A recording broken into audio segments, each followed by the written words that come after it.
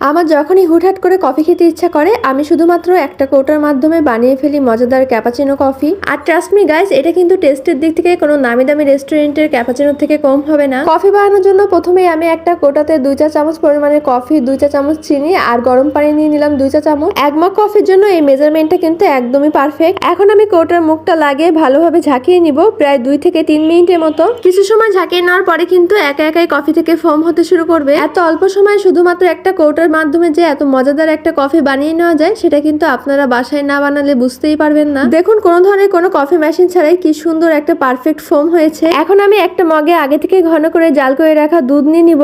উপর থেকে আমি যে কফির ফোমটা তৈরি করে রেখেছি সেটাও দিয়ে নিব। ব্যাস, আমার ক্যাপাচিনো কফি কিন্তু একদমই রেডি। একদম কম সময়ের মধ্যে 5 মিনিটও সময় লাগেনি। কাউকে যদি বলা না যায় যে এটা কোনো ধরনের কোনো কফি মেশিন ছাড়াই বানানো হয়েছে, কেউ তো বিশ্বাসই করবে না, কারণ এতটাই ফোমি হয় এই কফিটা। আমি তো মাঝে মাঝে এভাবে বাসাতে কফি বানিয়ে খাই আর বাসার সবাইকেও বানিয়ে দিই। আমার হাতের এই স্পেশাল কফিটা কিন্তু সবাই খেতে অনেক বেশি পছন্দ করে।